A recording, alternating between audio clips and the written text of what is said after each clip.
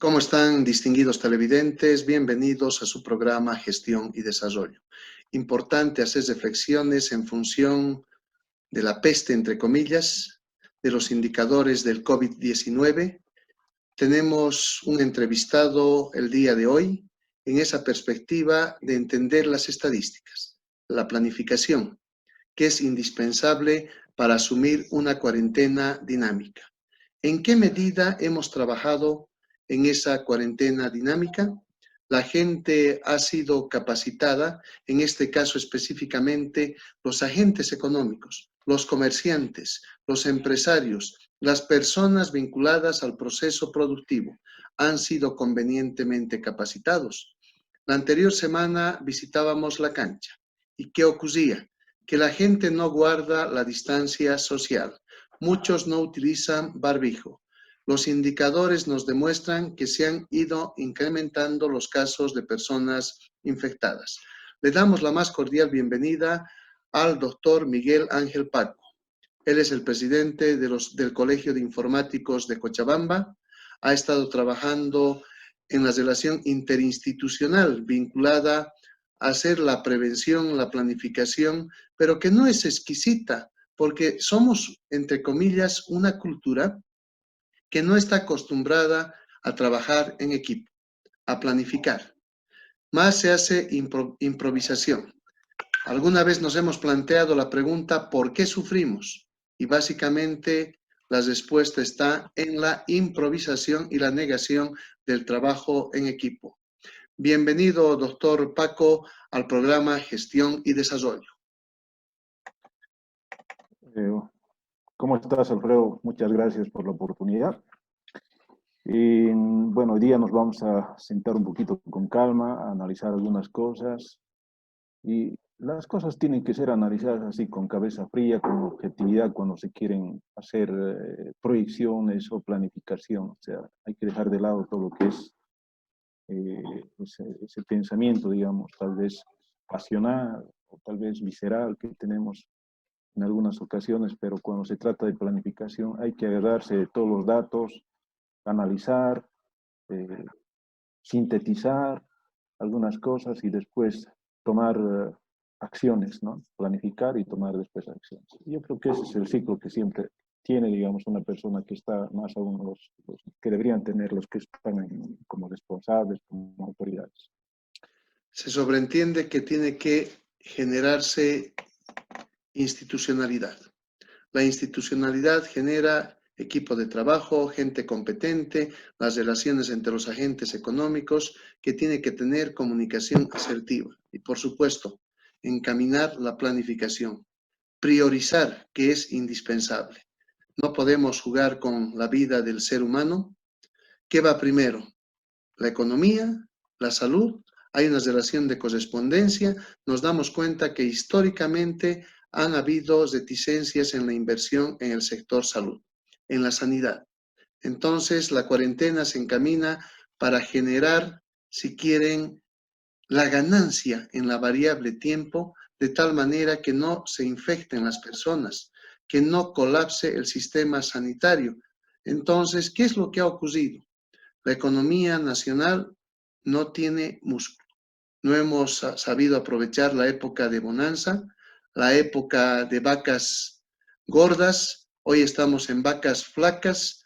Tenemos una crisis sanitaria que está derivando en una crisis económica y está expulsando a las personas fuera de sus hogares, fuera de la cuarentena rígida, a una cuarentena dinámica.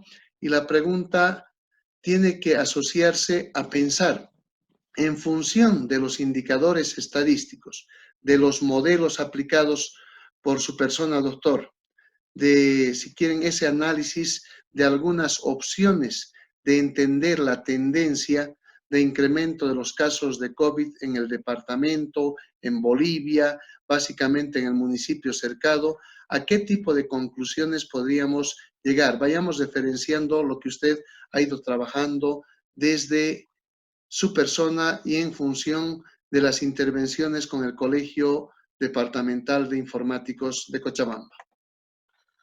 Bien. para ir analizando los datos, voy a compartir mi pantalla. A ver. Bien.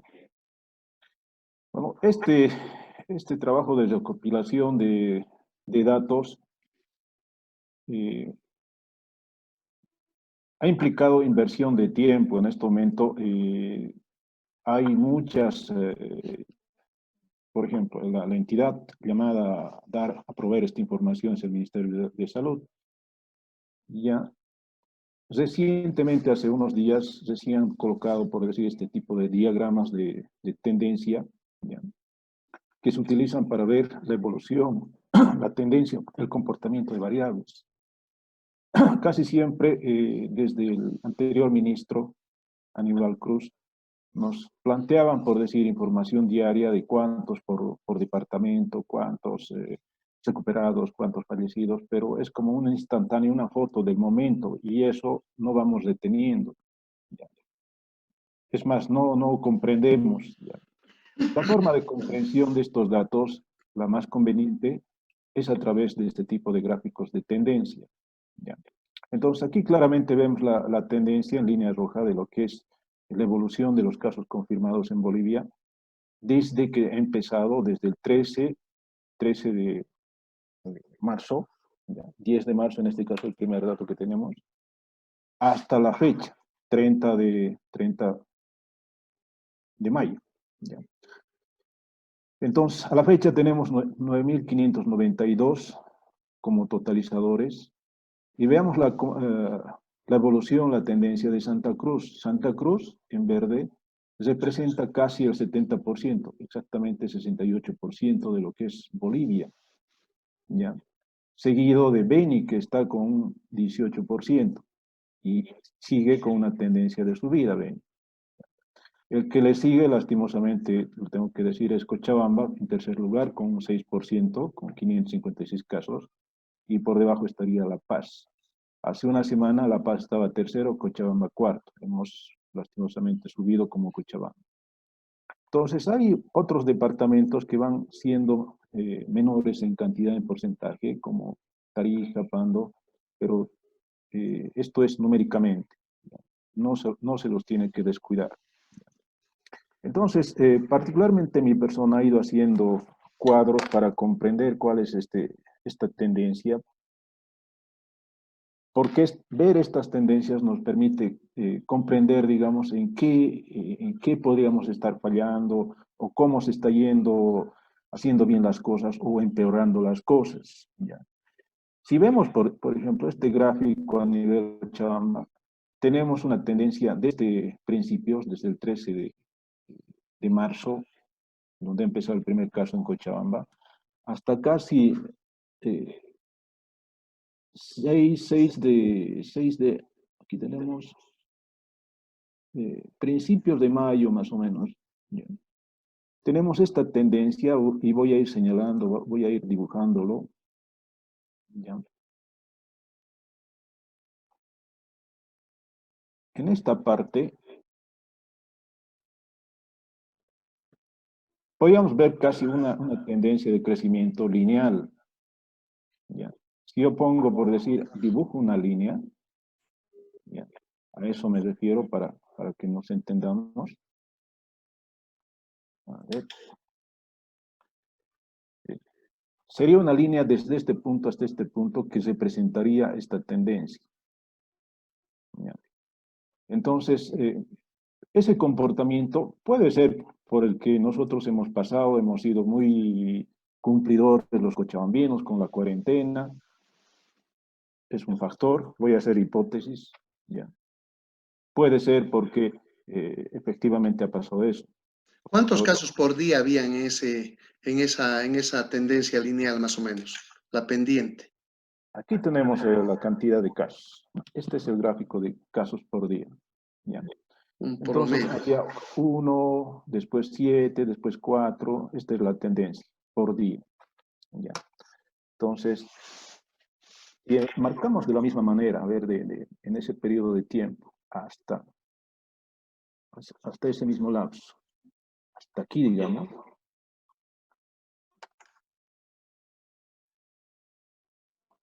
esa subida no ha sido tan marcada, ¿ya? Por eso voy a aquí decir que podemos representar esto un crecimiento lineal, ¿ya? Pero ya a partir de esta fecha, que tenemos un corte de 6 de mayo aproximadamente, tenemos otro tipo de comportamiento para Cochabamba, ¿ya? Eso me llama la atención, ¿ya? Eh, Ya las autoridades sanitarias tienen que ver las razones por las que hay este cambio tan súbito del crecimiento, ¿no? Entonces, a partir de esta fecha, del 6 de mayo, ya tenemos un crecimiento exponencial en Cochabamba. Y esto es lo que se les ha ido comunicando nosotros como informáticos de manera voluntaria. Hemos ido haciendo la recopilación de los datos, invirtiendo horas hombre en todo esto, porque eh, como les decía, la información que el Ministerio de Salud provee es más gráfica, a manera de infograma, pero eh, ese tipo de información o de datos no ayuda mucho en la toma, digamos, adquisición de datos y llenar hacia un dato tabular y eso que nos permita hacer este tipo de tendencia. Entonces, aquí tenemos dos zonas muy marcadas. Un fin, digamos, de la etapa lineal y un inicio de la etapa exponencial. Entonces, ya vemos en esta parte que los crecimientos ya están subiendo y eso se refleja en estos dos gráficos, ¿sí? Tenemos eso. La subida por día, por ejemplo, de ayer, 30 de mayo, 68, anteayer 69, anteayer 43. Entonces, está habiendo más cantidad de infectados por día. Obviamente eso se refleja aquí en el diagrama de tendencia. Hay esta sumatoria, digamos, el acumulado por día, ¿de dónde proviene? Justamente viene de Cercado, que estaría aquí en naranja, Sacaba principalmente, luego le seguiría Quillacollo, y últimamente aquí aparece una línea en amarillo que correspondía a Entre Ríos. Entonces,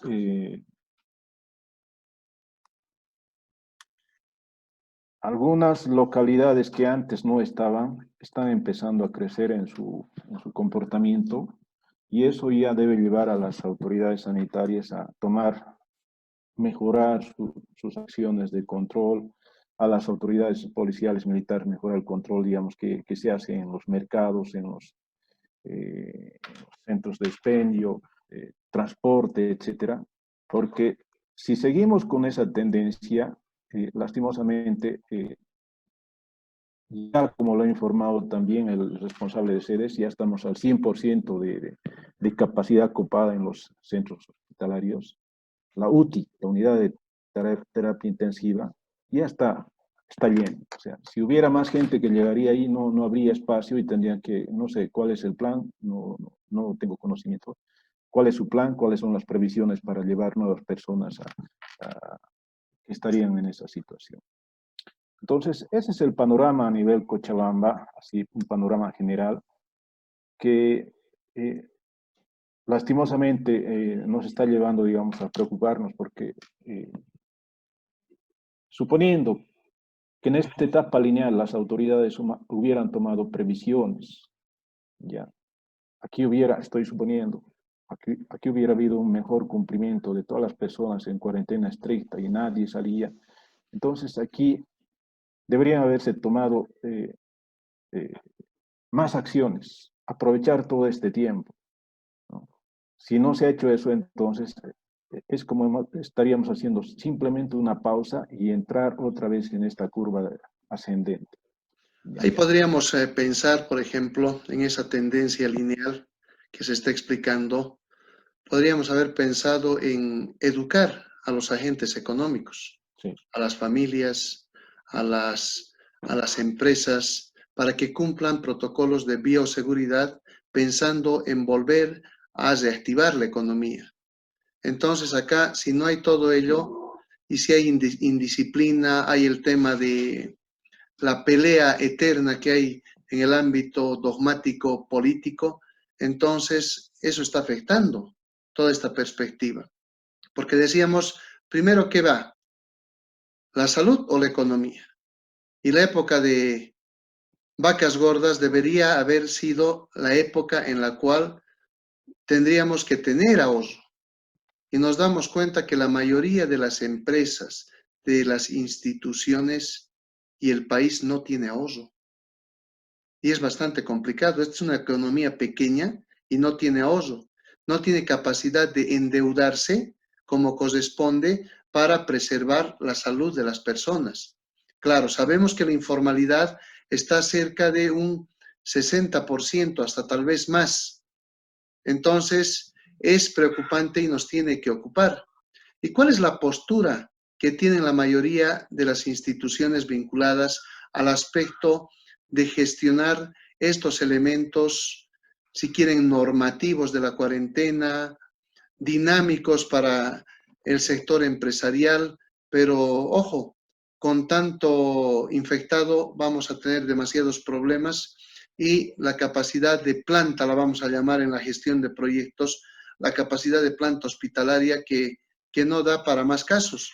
Entonces van a tener que empezar a morir, lamentablemente, las personas por falta de atención y al final dirán, sálvese el que pueda. Y es bastante complicado todo ello, porque el sector privado tampoco creo que tenga mucha capacidad hospitalaria para atender casos de COVID.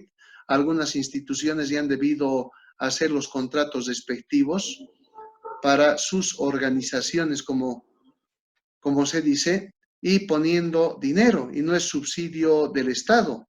Es un tema de quitar la liquidez, el ahorro de las cooperativas, por ejemplo, de otras instituciones. Entonces, bastante preocupante el asunto, Miguel. Sí, bueno, cada autoridad, cada responsable tiene que, yo creo que asumir también sus responsabilidades. En este caso, nosotros de alguna manera estamos contribuyendo con lo que es información estadística, ya. Y este tipo de gráficos se les envía al grupo donde hay un grupo de comunicación. Y obviamente lo que tú dices, este comportamiento, esta tendencia está en función al nivel de educación de las personas, al nivel de, de los mensajes que llegan a través de la televisión, de la radio o de los amigos eh, para, digamos, afrontar esta pandemia. ¿Ya? Yo le voy a poner un nombre, no voy a decir COVID-19, voy a decir el virus Wuhan, sí, directamente. Sabemos de dónde viene, yo creo que es un eufemismo ponerle COVID-19 a un virus que tiene origen, virus Wuhan. Este, este es el comportamiento en tendencia que también he elaborado con los datos que he ido recopilando. Esto es de Cochabamba. Como te había explicado, tenemos dos segmentos, una parte, digamos, de crecimiento lineal y otro exponencial. Esta sería una proyección de Cochabamba. Ya. Aquí lo he colocado desde el 3 de mayo hasta el 30 de mayo. Y vemos justamente este comportamiento. ¿Ya? Entonces tenemos esta fórmula que es exponencial, que está en color celeste, y los datos que están ahí en color rojo. R al cuadrado es el factor, digamos, de confiabilidad, podríamos llamar. Mientras más cercano esté a 1, es más confiable al 100%, esto estaría al 97%. Ya. Tenemos una variabilidad del 97%. Entonces, si vemos esta tendencia, el modelo, en este caso que hemos adoptado para ver el comportamiento, es representativo, ¿ya? Ahora, cuando hay una empresa, un negocio, por ejemplo, tú debes saber el tema de control, por decir, índices, tener índices de control y ver si estamos mejorando o empeorando. Si asumimos, por decir, esta línea celeste como una tendencia modelo, y que por encima de este modelo, los datos que están por encima son indicadores de que estamos empeorando, ¿ya? O por debajo de esta línea estamos mejorando, o sea, estamos disminuyendo la cantidad de contagiados. Esto nos puede ayudar, digamos, de alguna manera a hacer un control de cómo estamos manejando la situación, ¿ya? Entonces, vemos esta tendencia. Según esto, en estas partes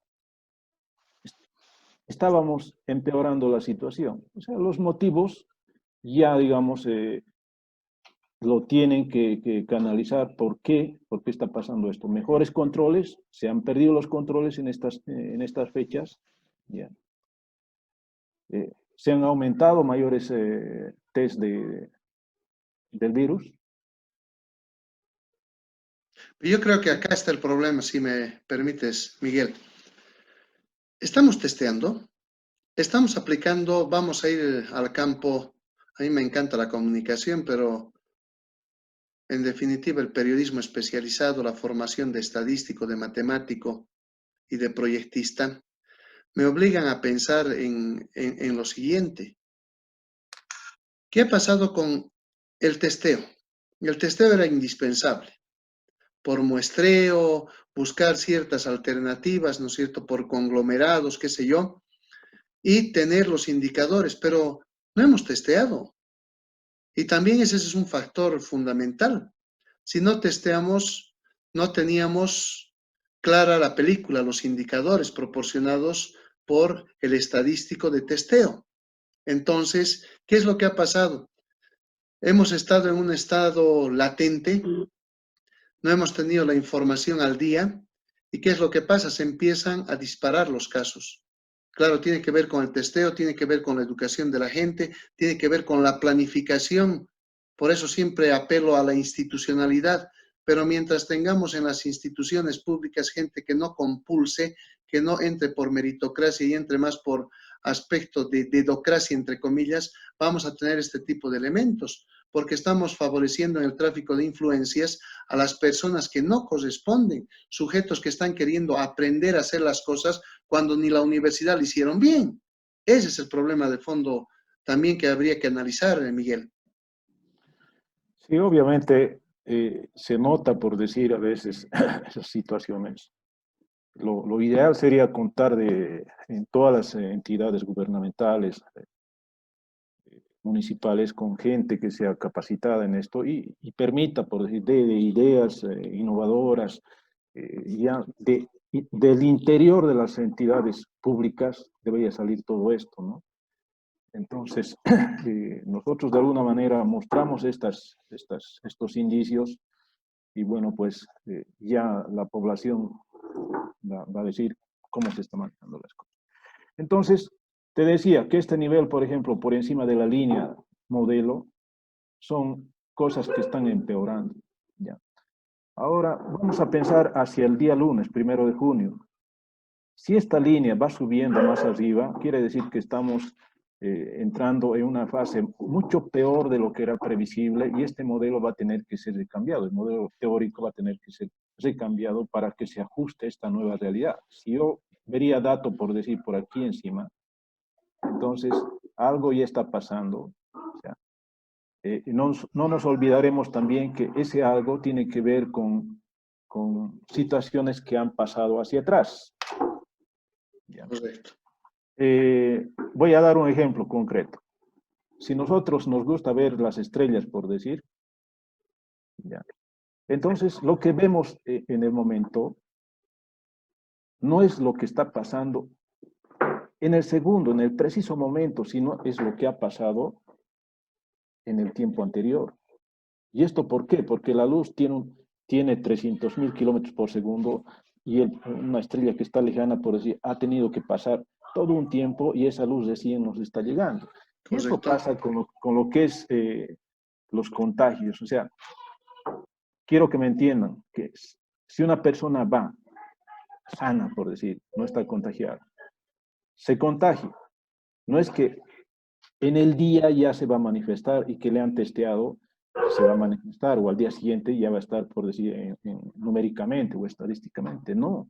Entonces, esto es un reflejo, lo que pasa por decir este 30, es un reflejo de lo que ha pasado 4 días más antes, 14 días más antes. Entonces, eh, por ejemplo, este tema de lo que es cara a cara, gente que está bloqueando o sea, sin barbijos, nada, cada cual puede reclamar, puede hacer huelga, lo que sea, pero si queremos cuidar la salud, tenemos que asumir, pues, colocarnos barbijo, estar a 2 metros de distancia, listo, todos podemos reclamar, ¿y quién puede decirnos que no?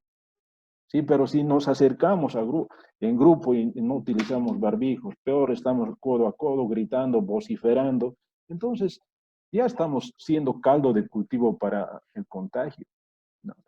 Entonces, esas situaciones, no sé, a veces quiero ponerme del lado, digamos, de la gente común, por decir, que necesita llevar 1 peso, 2 pesos, 10 pesos a su casa para el desayuno, para su almuerzo. Está bien, o sea, eso se entiende.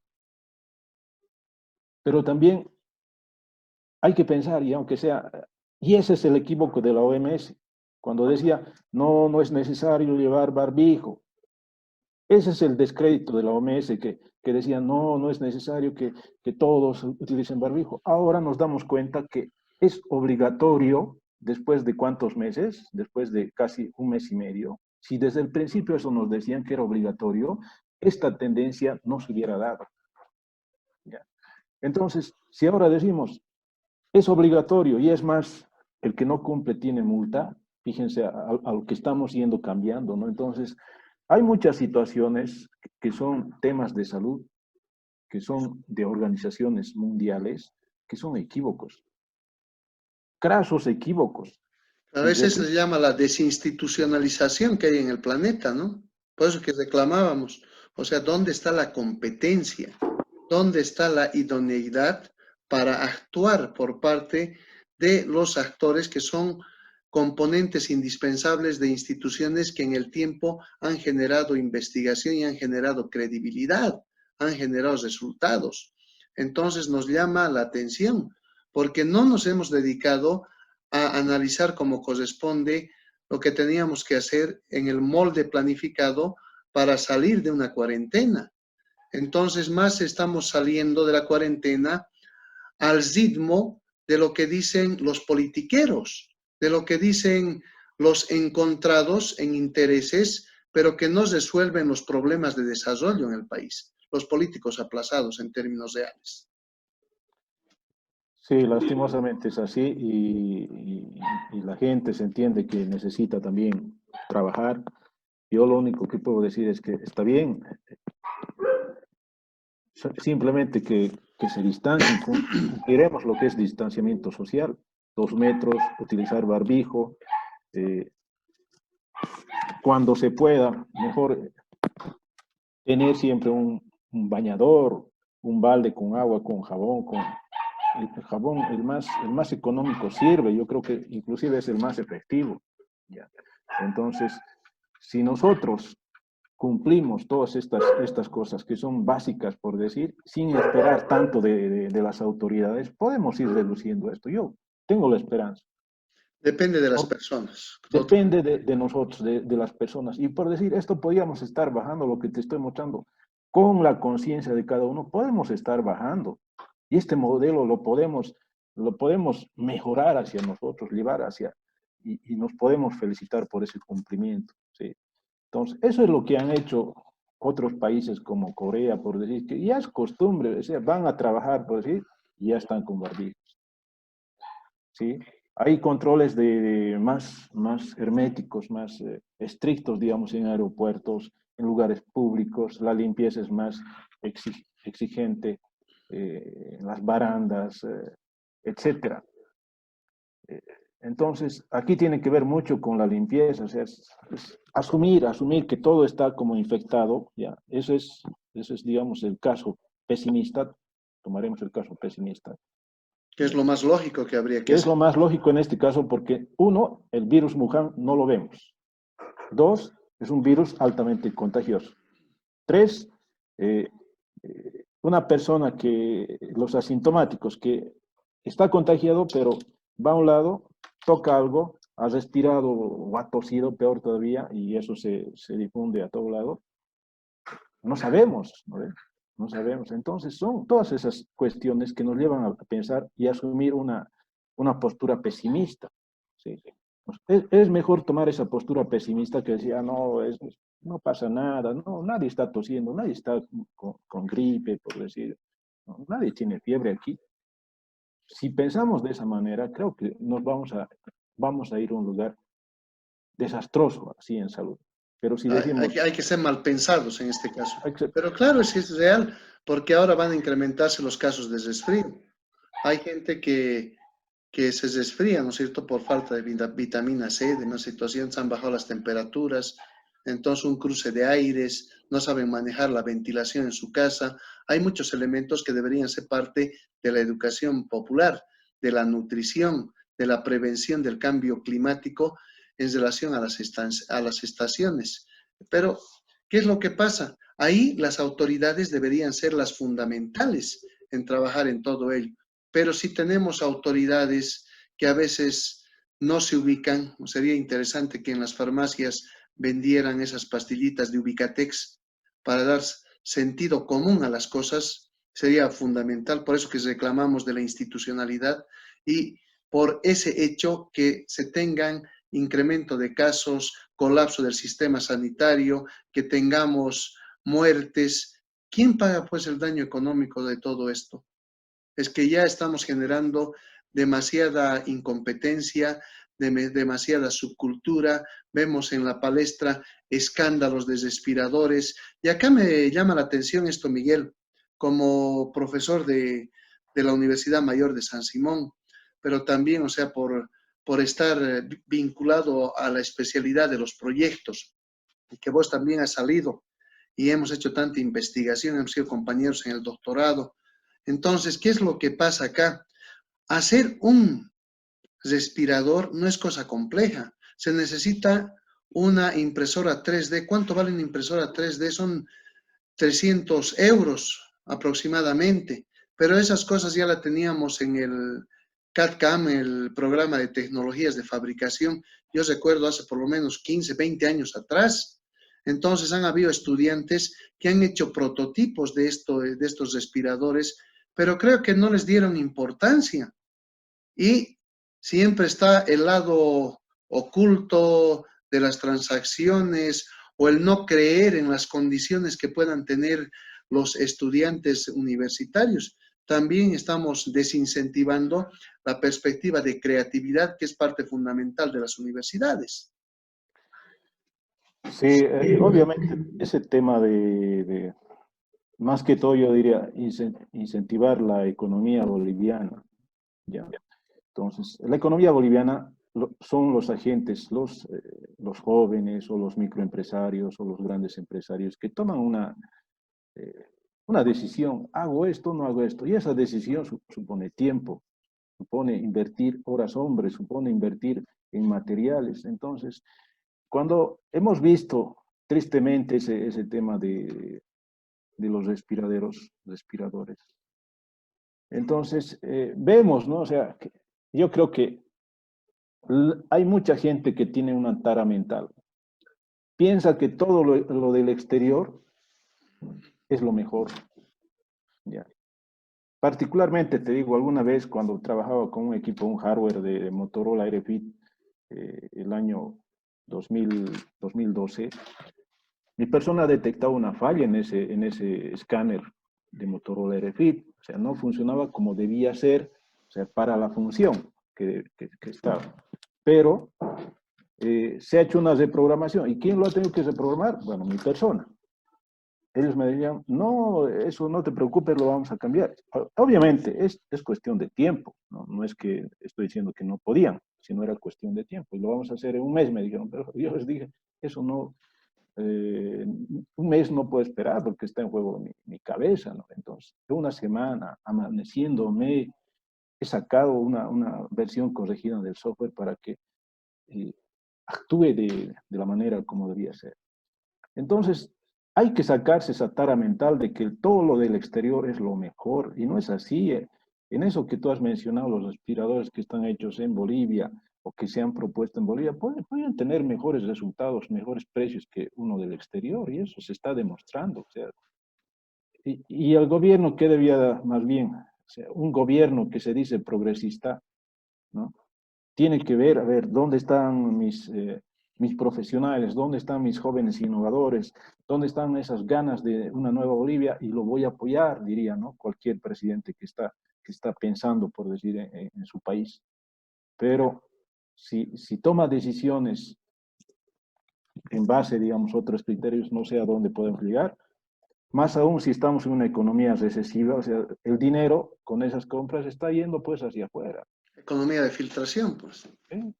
Entonces, si queremos proteger la economía nacional, con esas acciones no lo estamos haciendo. Si queremos proteger los cerebros de Bolivia, no lo estamos haciendo. O sea, estamos desmotivando más bien a los que hacen innovación, a los que quieren hacer empresa. Entonces, eso tiene que repensar el gobierno, sea quien sea en el gobierno, no estoy hablando en general, tiene que Correcto. repensar, tiene que cambiar ese pensamiento no sé qué término utilizar, pero tiene que cambiarse los paradigmas de acción en este caso, pensamiento y acción. Claro, porque la desigualdad, ¿cómo se combate? Dando oportunidades a los actores, a los agentes económicos. Cuando se da oportunidades, se mejora el nivel de ingreso, se mejora la redistribución.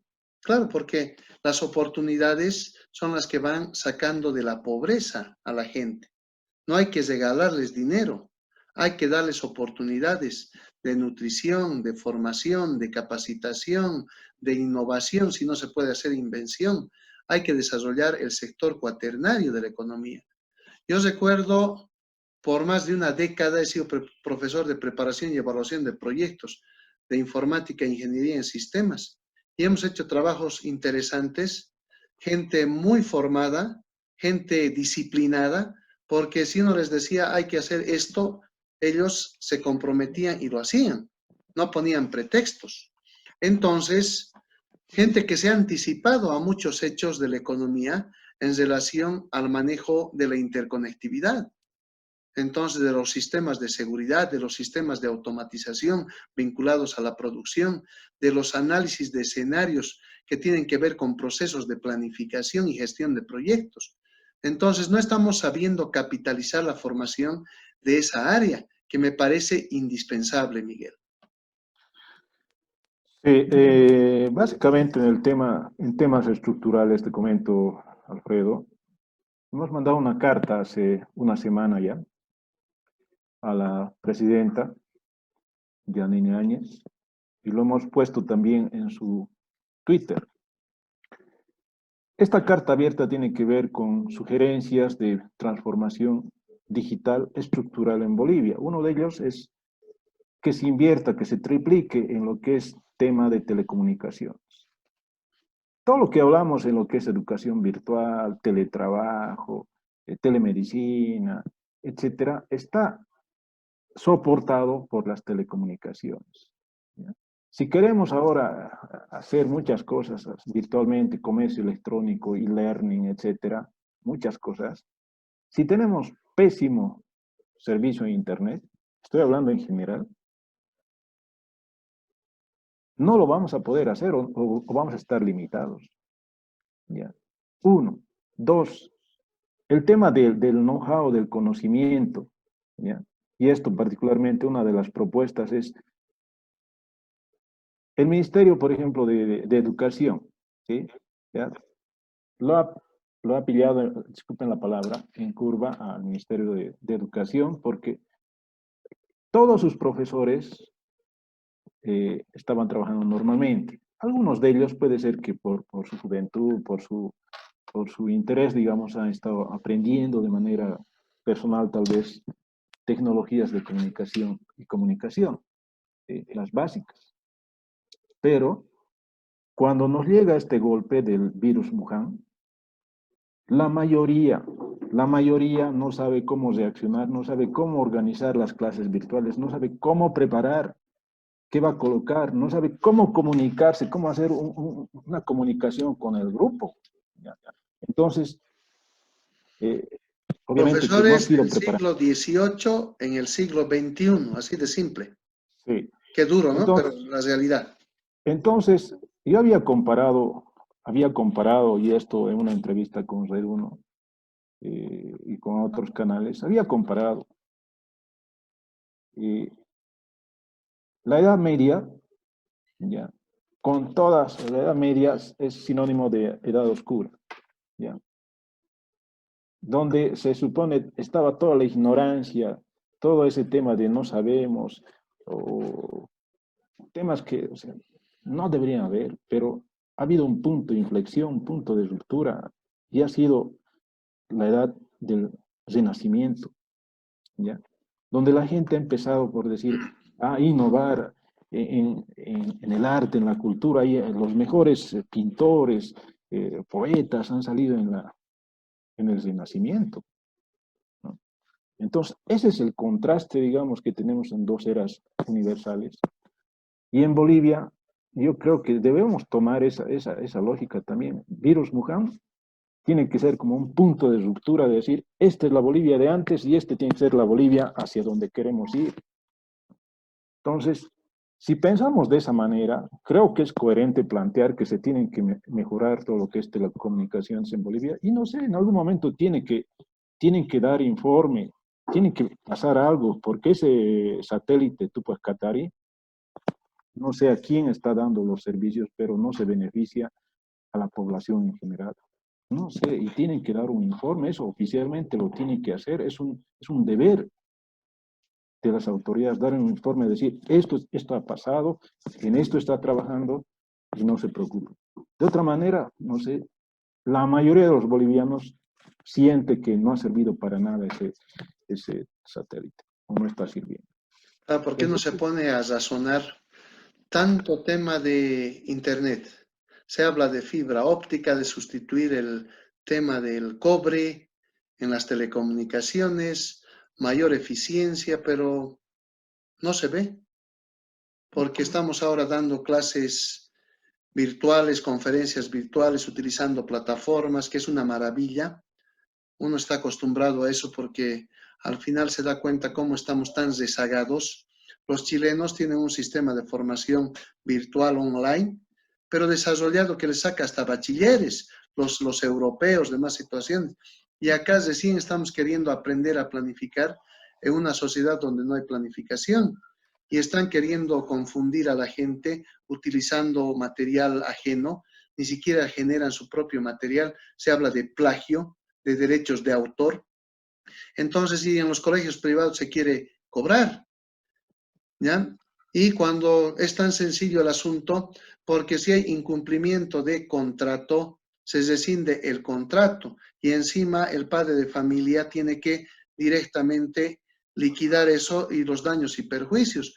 Pero tenemos un ministro de Educación que pienso que sigue en esa época cuando era, si quieren, vicepresidente de Bolivia y cuando su hermano manejaba el Fondo de Desarrollo Campesino, que no ha inyectado programas, políticas que deberían haber hecho crecer, por ejemplo, y expandir el PIB departamental de Cochabamba y de cada uno de los departamentos. No nos hemos sacado la venda de los ojos de que toda la plata va al oriente, al latifundio, a unas cuantas manos, ¿no es cierto? Y nosotros estamos en el surcufundio, confundidos, ¿no es cierto? Se habla de mucho cooperativismo, tenemos empresas de telecomunicaciones que son parte del cooperativismo, pero me extraña, ¿por qué? Porque supuestamente son de prestigio, son las número uno, no reparten dividendos, siempre tienen utilidades y no tienen ahorro y se prestan dinero para pagar los sueldos y salarios. Entonces, esas son las grandes contradicciones. Y el servicio carísimo, ineficiente, con cortes, o sea, si quieren le buscamos el término técnico físico, matemático, ya discontinuos, vamos a decir, entonces, que perjudican lo que se está haciendo y tienen un contrato firmado y el contrato dice otra cosa. ¿Y qué es lo que pasa? Eso en el derecho se llama estafa y se engaña a la gente. Entonces, hay muchas contradicciones que tienen que ser subsanadas por los gobiernos que en verdad asuman que aquí ya hay un corte, y hay un corte contra la corrupción, hay un corte contra la desinstitucionalización, hay un corte, digamos, en el cual ya se tiene que cambiar el paradigma, el modelo y generar desarrollo en base a un modelo mixto. Y ese modelo mixto tiene que ver con la producción en sitio, pero tiene que ver también con el tema de utilizar la virtualidad, pero como corresponde, que no nos engañen, porque también acá hay grandes engaños, ¿no? Entran las transnacionales, nos venden el Office, entonces nos hacen pagar todo, los traductores, etcétera, y este señor Bill Gates en verdad paga el derecho de uso del idioma español, el derecho de uso de las matemáticas, de la física, es un evasor fiscal, pero nadie le dice nada. Y acá tenemos informáticos que desarrollan también muchas cosas, pero no les damos oportunidad. Entonces, tenemos que ir ya trabajando de otra manera, porque si no la gente se sigue fugando en pensamiento y en trabajo hacia el exterior, porque estos modelos, tengo entendido, de respiradores ya están siendo trabajados en Chile, por ejemplo. Entonces, ¿qué pasa en Bolivia? Y es preocupante, nos debe ocupar, la gente tiene que despertar, no es nada personal contra el A, el B o el C, pero al final nos están demostrando la mayoría de que son parte de una red tejida, subcultural, vamos a decir, que no están permitiendo generar institucionalidad, desarrollo como corresponde. Y los dogmas, el amedrentamiento, la judicialización de la política, del pensamiento, si quieren darle un buen masazo al que piensa distinto, ¿no es cierto? Y amedrentar a todos, y no puede ser así. Bien, el tema de cambio de paradigma ya se les ha planteado al gobierno y es un tema también que cada uno, indistintamente de lo que haga el gobierno, cada uno lo tiene que asumir. Cambio de actitud. Desde la familia, nuestra familia, hasta donde trabajamos, sea particularmente o sea ya parte de una entidad, tenemos que cambiar. Primero es la actitud, lo que tú decías, ¿no? La actitud consciente y responsable de uno, de cuidarnos, de cumplir estas medidas biosanitarias, ¿ya? Y dos, apelar, digamos, al uso de tecnologías. Hay que aprender, no queda otra, o sea, la gente tiene que aprender. Y yo te digo, Alfredo, hemos estado haciendo capacitación de gente, de personas que son tercera edad, cuesta más aprender, pero fíjense que se han animado a pasar unos cursos que son de Word, Excel, utilizar una computadora. Fíjense cómo hemos hecho nosotros con dos grupos que no sabían utilizar computadora y hemos ido progresivamente enseñándoles hasta manejar Word, Excel y PowerPoint. Fíjense, o sea, personas mayores, o sea, que cuesta, digamos, que hay que tener otra forma de enseñanza, que hay que repetirles, ¿no? Entonces, se dan cuenta de la forma, o sea, de lo que hemos encarado también en esto. Obviamente yo no puedo, yo como colegio de informáticos no puedo decir a los colegiados trabajen gratis, no puedo, o sea, siempre hay que darles sus honorarios, ¿no? Entonces, se le paga. Pero lo que veo es que aún así personas que están en tercera edad quieren aprender. ¿Por qué? Porque ahora necesitan hacer su trabajo desde su casa. No es que ellos quieran, no es que ellos eh, así lo deseen. El virus Wuhan nos está cambiando totalmente nuestra forma de trabajo, totalmente nuestra forma de aprender también. Y ahí yo discrepo con una colega que decía, pero las clases virtuales no tienen la efectividad que tienen las clases presenciales. Fíjate ahora, en este momento yo te estoy presentando cuadros, te estoy remarcando hechos. Nos estamos entendiendo. Y eso es lo que hago en cátedra también, en De pregrado, alguna manera posgrado. es como esa analogía a lo que enseñamos, ¿no? Yo les presento de esta manera a mis estudiantes. Es más, yo les digo ahora, compartí vos tu pantalla, a ver qué has hecho, a ver, haz vos. Vamos a hacer una práctica y de esta manera mostrarnos y todos vamos a ver. Y aprendemos y vemos. Si hay un equivoco, le decimos, a ver, haz esto, debe ser por estito, y estamos aprendiendo. Por eso yo discrepo con una colega que decía, no es lo mismo educación virtual que la presencial. Equivocada. ¿Nos estamos entendiendo ahora? Sí. En educación no es principal, no es lo principal que nos veamos la cara, sino que nos comprendamos en la transferencia de conocimiento, en la transferencia de ideas. Y si hay una transferencia de ideas, hay comprensión, estamos educando, estamos capacitando a las personas. ¿Sí? No interesa si estoy chascoso, si estoy con lentes, si tal vez el sonido, ahí sí, el sonido sí interesa, de que el mensaje me escuche, me comprenda, La porque velocidad, ¿no? La la velocidad, o sea, velocidad. de eh, transferencia de datos, eh, que no haya, entonces, digamos, esos, discontinuidad. esos Y, cortes, ¿no? y Si eso también estuviera desanima, hablando, porque sí, se me han quejado.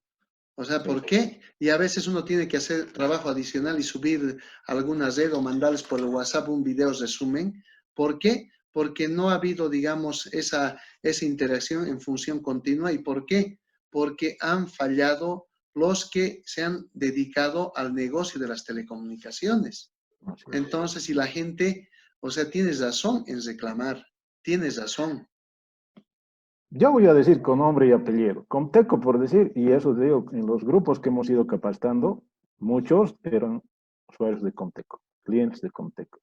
Y yo les decía, hagan su reclamo, ustedes si les han contratado un ancho de banda, y hemos comprobado, a ver, con un programa de acceso remoto, haga esto, va, va, va. ¿Cuánto tiene su tasa de transferencia, de subida y de bajada? Y era mucho menor de lo que habían contratado. Entonces, lo que tú decías, es una estafa. Cuando nos dicen, te voy a dar 15 megas y después aparece con 5, 3%, es una estafa. La ATT, por decir, no cumple sus funciones, debe decir, a ver, señores, ¿quién tiene queja? Y voy, verifico por un técnico. Y si no cumple, bueno, pues viene la multa y listo. Y tendrá que cambiar su tecnología Comteco en este momento porque no es de las mejores. ¿Sí? Entonces, hay una competencia sana. Está bien, tiene que haber. La sana competencia es buena. Si estuviéramos en un monopolio, tendríamos que asumir nomás el precio del monopolio, decir, este es el precio y lo tomas o lo dejas. Ese es el Ahora, por monopolio. ejemplo, se me viene a la cabeza, y ayer estaba revisando teoría económica. Al final el capitalismo lo ha hecho todo por la civilización, por la humanidad. Pero, o sea, tiene distintos matices, tiene fallos de mercado, demás situaciones. ¿Y quienes controlan los fallos de mercado? Es el Estado. Entonces, ¿qué hay que hacer acá? Acá tenemos que tener el tema bien claro de que las telecomunicaciones, la salud, la educación ya no pueden ser del sector privado que ha fracasado. Entonces, tenemos que hacer inversiones reales. Yo, por ejemplo, soy asociado de una cooperativa y nunca me entregan los dividendos. Entonces, la directora Ivonne Gutiérrez en Conteco reclama el tema de la eficiencia en la interconectividad de más situaciones y la tratan por loca, por así decirlo. Y todo el rato le están haciendo bullying. Y, o sea, hay evidencias de todo esto. Entonces, o sea, son sujetos que al final aplican el dogma de que piensan que lo saben todo, pero no tienen idea de lo que es la visión planificada, el desarrollo de una organización de telecomunicaciones que tiene hasta ambigüedades, porque cuando hablamos de una cooperativa, no tiene fines de lucro, ¿no es cierto? Entonces, después aparece como sociedad de responsabilidad limitada. Entonces, ¿a qué jugamos? O al final debería ser una transnacional todo eso, ¿no es cierto? Estar con Claro, con otras instituciones que hagan economías de escala, que minimicen costos y que por supuesto den más cobertura y una cobertura de calidad. Eso se llama productividad.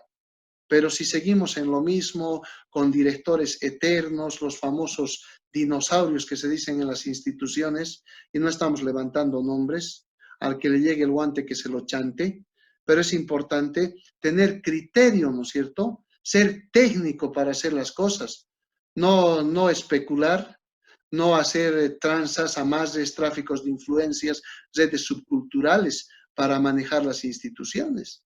Entonces, ese es el dilema. Y por ejemplo, muchas veces se habló en la APCOP de este tema, hay denuncias de la directora Ivonne Gutiérrez, pero La gente no hace caso.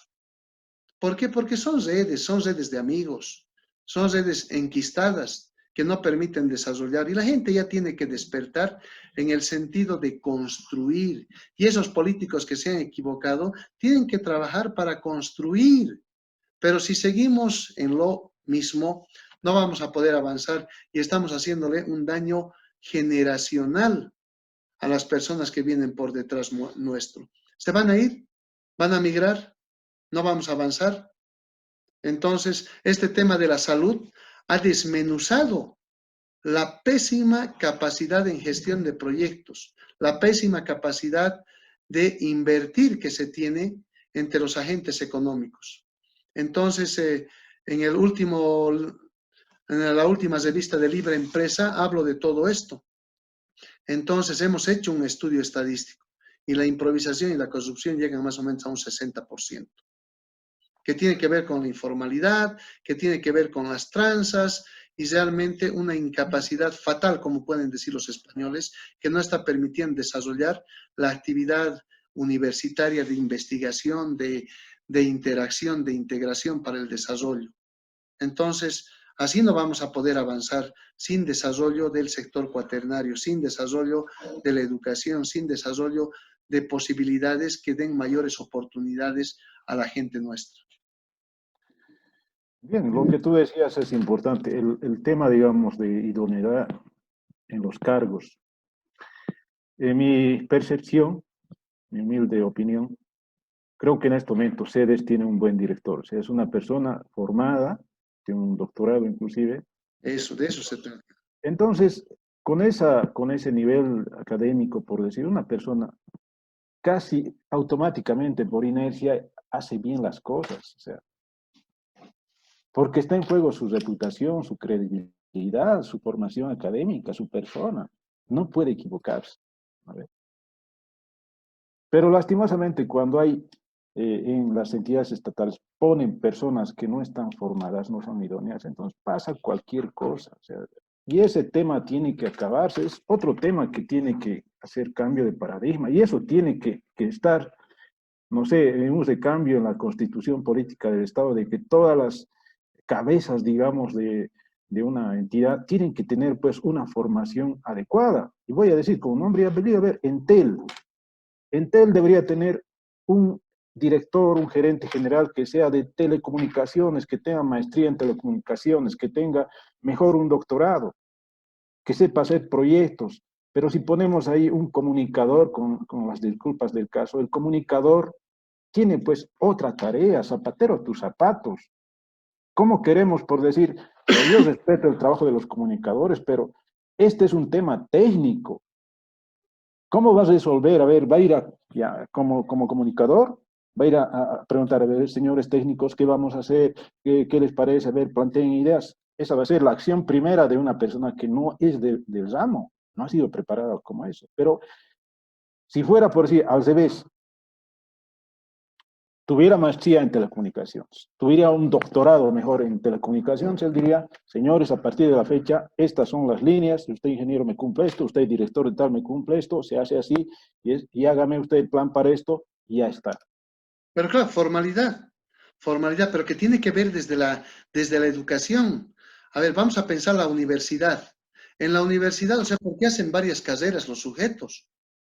Si a un abogado le interesa, por decir, el derecho constitucional asociado a las medidas de política económica, ese señor en la estructura matricial debería cursar carreras o asignaturas de política económica, de política monetaria, de política fiscal y coligar en su formación los elementos para que exista mayor pertinencia y ajuste de ese tipo de medidas. Pero ¿qué es lo que pasa? El economista también que necesite de derecho constitucional puede ir a pasar clases. Si necesita algo de función productiva, de digitalización, de la ingeniería en sistemas y demás situaciones, hasta de la mecánica, que es importantísimo para entender la economía, porque la economía es física también. Entonces, ¿qué es lo que pasa? Puede pasar clases, pero no nos da la gana de generar un sistema matricial. Entonces, el sistema matricial es utilizado en Europa y uno elige su perfil en función de sus expectativas y dónde quiere apuntar en el desarrollo profesional. Y no necesita hacer muchas cosas, ¿no es cierto? Solamente cuestiones coherentes que van a hacer eficiencia en el manejo de costes y de la productividad que va a tener el profesional insertándose en el respectivo mercado laboral. Entonces, estamos fallando en ese contexto y este es un espacio oportuno para hacer reflexión, porque gracias a la ignorancia, gracias a la negación de la planificación, tenemos, o sea, este tipo de resultados. Y yo digo, gracias a Dios, discúlpenme, porque cuando hay contingencias de este tipo, la gente empieza a reflexionar. Los agentes económicos están reflexionando sus roles. Tiene que haber un cambio de actitud.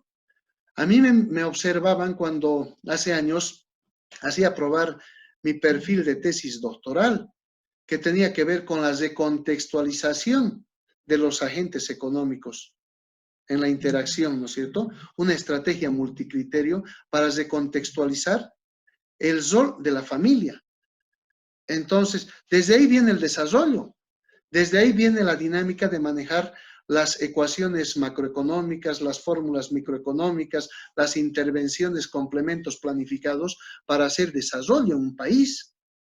Entonces, la investigación es indispensable para poder avanzar, porque es, si quieren, la base sobre la cual se va a generar los modelos, las políticas, los planes, los programas, los proyectos, que son los instrumentos claves para operativizar el desarrollo. Pero si la gente no tiene idea, si a la gente le dan un trabajo sin saber leer y escribir, entonces un trabajo de gerencia, ¿cómo va a hacer algo? Nos está haciendo daño económico, no solamente a nivel del concepto de Estado y gobierno específicamente, sino a nivel del manejo de otras instituciones. Y no estamos queriendo entender todo ello. Entonces, la corrupción está demasiado enquistada, entonces hay que ir moralizando a la gente, hay que ir cambiando los paradigmas y hay que dar el espacio a las personas en función de sus cualidades, de sus atributos y de la posibilidad de hacer una perspectiva real del desarrollo, Miguel. Muy bien, así es, Alfredo. Y, eh, o sea, algunas veces decían otra vez a palos o a golpes se aprende, ¿no? Entonces, eh, creo que estos son palos psicológicos, palos eh, morales también a muchas personas, a muchas autoridades. Y ojalá también hagan ese cambio, ¿ya? En actitud y también en lo que les toca como en acciones que tienen que hacer en beneficio del pueblo boliviano. No, porque no se trata de que los persigan judicialmente, no, o sea, que hagan, porque nos vamos a pasar, ¿qué? ¿En juicios? O sea, tenemos que empezar a construir, o sea, tiene que haber un castigo simbólico, civil, la muerte civil, como se dice, ¿no es cierto?, a aquella gente que no corresponde y listo, al hielo, ¿no? Y que se investigue como corresponde. Los criminalistas deberían encargarse de todo ese contexto. Los criminalistas, la investigación seria, el tejido, ¿no es cierto?, a través de redes para entender quién se llevaron la plata de los bolivianos. Si se puede atrapar a los sujetos a través de palos blancos, de más situaciones. Aquí no hemos desarrollado ni siquiera la criminalística. ¿Por qué? Porque no les ha convenido a muchos. La abogacía no está bien desarrollada, porque un abogado, respetando a los buenos abogados, un abogado digno, o sea, no va a defender a un delincuente, ¿no es cierto?, por tener más plata. O un fiscal, o sea, que debería estar bien pagado y que tenga de verdad idoneidad. ¿Qué debería hacer? Básicamente cumplir con la normativa vigente, nada más. Pero si le ponen $10,000 y el tipo gana 10,000 bolivianos y el otro le va a poner otros 10,000, ¿no es cierto? Y él no va a tener escrúpulos. Entonces, ¿qué va a ser? Un nuevo rico, ¿no es cierto? Un tipo que va a retardar que se imparta justicia. Entonces, eso estamos viviendo. Están corroídas las estructuras que manejan la parte jurídica, la parte moral. Entonces no estamos sabiendo descolgar los principios para hacer o construir un Estado de Derecho que dé oportunidades. Y ahí está la pirámide de Kelsen, otros elementos que tienen que ver desde los derechos fundamentales de los seres humanos. Estamos queriendo distorsionar hasta la relación varón-mujer, ¿no es cierto? Porque al final tiene que haber liderazgo por complementos. El varón con la mujer, sin absorción, con sus espacios definidos. Tampoco estamos trabajando eso, está en el discurso, ¿no es cierto? Entonces, más es, digamos, una teatralización de lo que se quiere hacer en el desarrollo que cuestiones concretas con equipo técnico y los políticos sometidos al equipo técnico, aunque les duela, porque los técnicos son los que definen la posibilidad de hacer desarrollo, Miguel. Sí, hace una semana o dos tal vez he leído un artículo de un estado de Estados Unidos. No sé qué es, en Minnesota, algo así, pero me parece. Y su gobernador prácticamente estaba gobernando de manera científica. ¿Qué quiere decir? O sea, estaba priorizando a las personas científicas, les estaba dando su lugar. Todas las acciones que tomaba o que toma, sigue tomando, entonces lo hace en función de sus científicos. Ya sean sus médicos, asesores, científicos, lo que sea. Entonces, lo que te mostraba en un principio en los gráficos de tendencia, por ejemplo, son pues instrumentos para tomar decisiones y hacer un mejor control. Por decir, lo que decía, ¿no? Estamos yendo con subidas y después bajadas. Eso es en el artículo que había leído. Ese estado, por decir, tenía subidas, tenía bajadas. Entonces iban controlando, iba fluctuando. Pero con la herramienta adecuada podían mejorar, digamos. Estamos empeorando. Entonces, ¿por qué? Podían tomar una acción y reaccionar. Pero fíjate, si tenemos eso, si tenemos herramientas que nos ayudan en la toma de decisiones, ¿ya?, científicas, Correcto. podemos tomar decisiones buenas y que favorezcan, digamos, a que se mitigue este virus Wuhan. Pero si lo hacemos con decisiones así, me parece, peor a presión, ¿no? Presión sector político o presión de cualquier otra cosa, entonces, o sea, ese tipo de razonamiento, la decisión que vayamos a tomar en función de esos criterios puede que nos lleve a situaciones catastróficas en lo que es salud, particularmente Cochabamba. No, porque al final el que gobierna tiene que estar orgulloso de que la población le haya generado ese espacio. ¿Para qué? Para hacer desarrollo. Entonces no es para que haga otras cosas, porque el político, en funciones de gobierno en distintos niveles, es un privilegiado para hacer desarrollo y es un empleado de la sociedad que debe aportar con su experiencia, sapiencia, formación para garantizar desarrollo y acceso a mayor nivel de oportunidades a la población, para disminuir las desigualdades. No estamos hablando de estandarizar la igualdad, porque somos iguales en relación al cristianismo, hay que analizar mucho de ello, somos iguales en relación a un Estado de Derecho, pero también tenemos derechos y tenemos obligaciones, y nadie quiere reconocer eso, ¿no? Entonces, es importante entender que la pobreza es parte inherente al ser humano, y es sin causa, no tiene causa, porque todos nacemos pelados, ¿no es cierto? Y si revisamos la historia de la humanidad, el tema de generar modelos, de planificar el desarrollo, de buscar la civilización, ha mejorado las condiciones de vida, pero también, o sea, en las perversiones de la economía, ha deteriorado las condiciones de vida. O sea, porque hay un atentado contra la humanidad, porque hay un atentado contra el ambiente, ¿no es cierto? Y las perversiones, los dogmas, están generando demasiadas distorsiones, incertidumbre para un futuro que debería ser halagüeño en relación a las generaciones venideras, Miguel.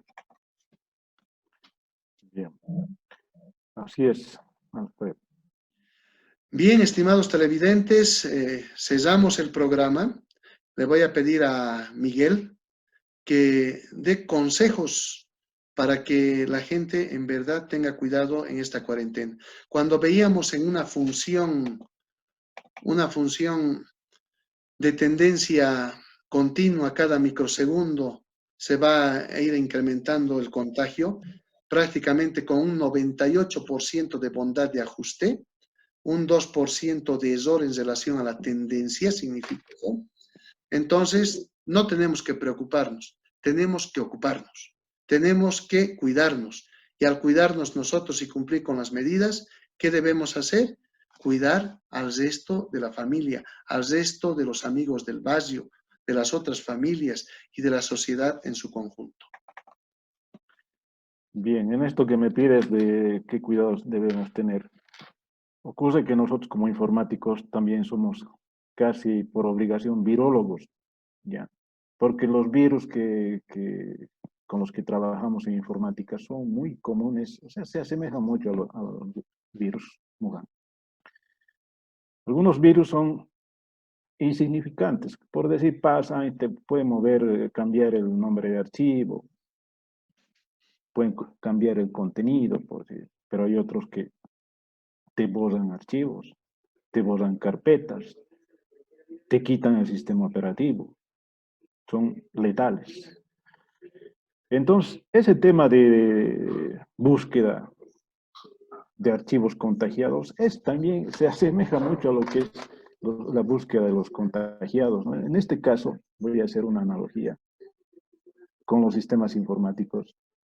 No tenemos un antivirus que detecte, y eso pasa con el virus Wuhan. No tenemos un antivirus, hay asintomáticos, hay muchos que pasan.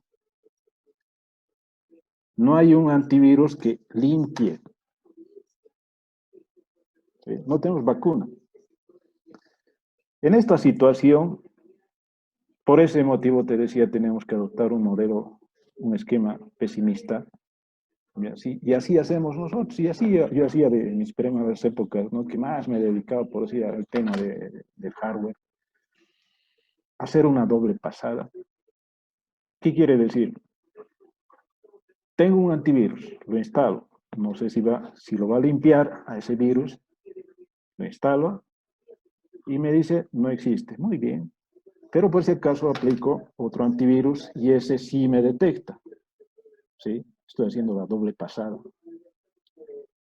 Y en el segundo, si el primero lo detecta y el otro ya no lo detecta, entonces quiere decir que el primero lo ha limpiado. Pero si el segundo lo ha detectado y el primero no, quiere decir que hay esa variación. Entonces, en este tema de salud, yo lo que recomendaría es ser pesimistas y cumplir todo lo que nos dice el Ministerio de Salud, uso de barbijo, distanciamiento social, lavarse las manos. Es más, particularmente yo te digo, yo hago la doble pasada cuando llego a mi casa o cuando mi esposa va afuera, hago la doble pasada con agua hervida. ¿Qué quiere decir? Que mi sopa primero va al agua hervida, así, agua casi hirviendo, va todo lo que he llevado a la calle, va al agua hervida, mis zapatos, las plantas, lo paso con agua hervida.